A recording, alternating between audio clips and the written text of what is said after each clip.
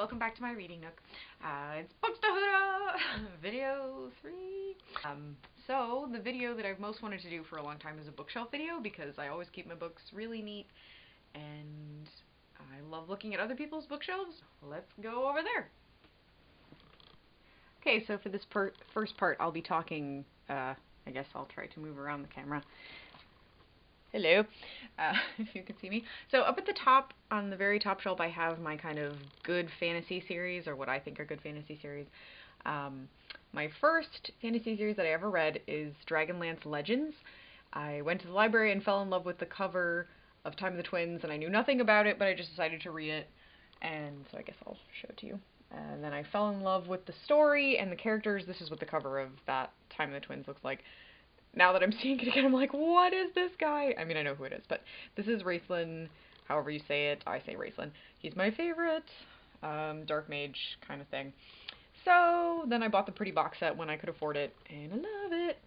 After that, I read the regular Chronicles, but I found this annotated version, which someday I'd like to reread because of all the annotations. And then I'm working on this new trilogy that they just released. So here's some more Dragonlance. Then I've read the first 2 Game of Thrones books. I'm not sure that I'm going to read this anytime soon, but I would like to. Then the Lord of the Rings set. It's a really beautiful set my dad got me, and I'm working on the Silmarillion very slowly. Okay, moving down. This is the embarrassing side right here. Yeah, I went through my Twilight phase. I found it before it got popular. I found Twilight on a library shelf and just read it, and, you know, we'll just let that go. Then I've got John Green. I've read Fault in Our Stars, haven't read Paper Towns yet. Rainbow Rowell's Fangirl is really great, read it in a day. And then when I went to London last year, I started reading the City of Bones series, and so I bought these 2 when I was there because I couldn't not know what kept happening. Then I came back and pre-ordered this one, and I still haven't read the last book yet. Haven't read the Bane Chronicles either, or most of this. And these, I think I love even more, just because I'm, you know, a Victorian literature person, so love that. And then I've got a couple movies, the TMI movie, Sadness, Winter's Tale, Gatsby, and Frozen. Moving down. On this shelf, we start to get a little more of the academic books going on, you know, what I can be sort of proud of owning.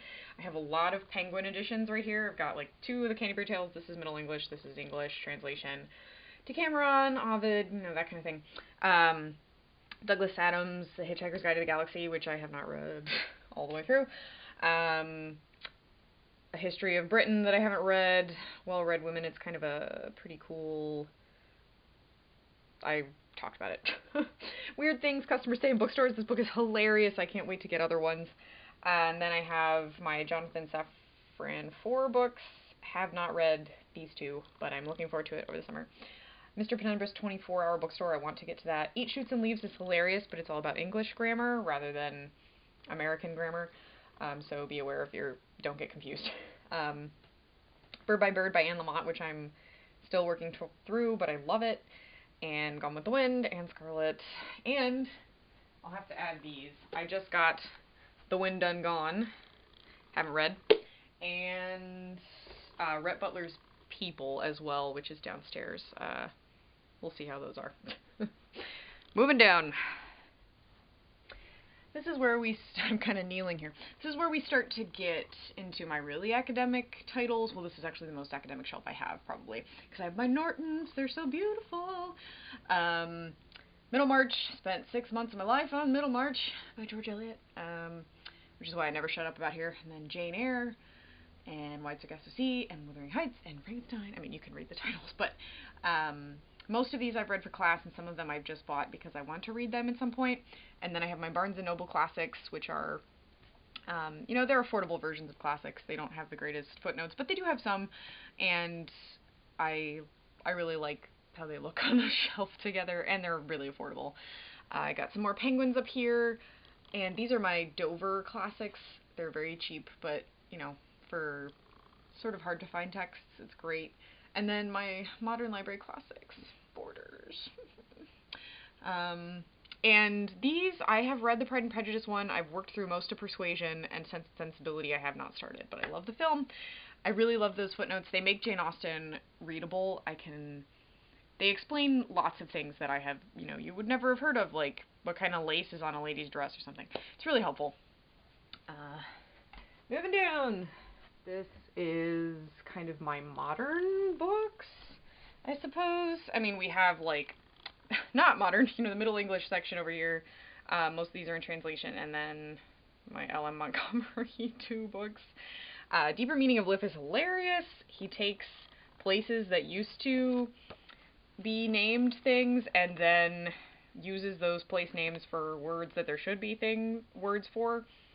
It's really funny. And I have 2 books by Elizabeth Gilbert. I loved Eat, Pray, Love. I loved half of it. And then Committed is, I'm getting through it. Nora Ephron is great. We've already talked about this. And then the Margaret Atwood section. I've read Orcs and Crake, and that's it. I can't wait to read the rest of these. I just pick them up randomly at thrift shops when I see them. So I can't wait for that. Okay, moving down to the very bottom. Okay, the bottom shelf. This is my Shakespeare section. Everything from the Riverside over is Shakespeare. I have this book I found at a thrift shop, and I love it because someone put tabby guys on all of the plays and wrote the teeny tiny names. It's great. Best $2 or $3 someone ever spent. Idiot's Guide to Shakespeare I just got because it was at a thrift shop. And then Shakespeare's Insults of Educating Your Wit. And then I have a couple of the Royal Shakespeare Company Shakespeare editions that are really pretty. I really like them. Coriolanus and Troilus and Cressida, which I had to read for class. And then I have the first of the, William Shakespeare Star Wars. I'd like to get more of these. They're pretty funny. May the verse be with you. Yeah, it's cool. Okay, moving over here a little bit. This is kind of, what else do I need to fit on my bookshelf? Toni Morrison, and these are 3 vintage, these are kind of, these are all vintage, but I'm sure I've got vintage, like, throughout the shelf. I Capture the Castle by Dodie Smith is amazing. Have not read Anna Karenina, because I am a lazy English major. Penmerrick, I read that as a teenager, don't really know why, but I felt like I should own it, and there it is. And then F. Scott Fitzgerald. Where's my copy of Gatsby? I don't know.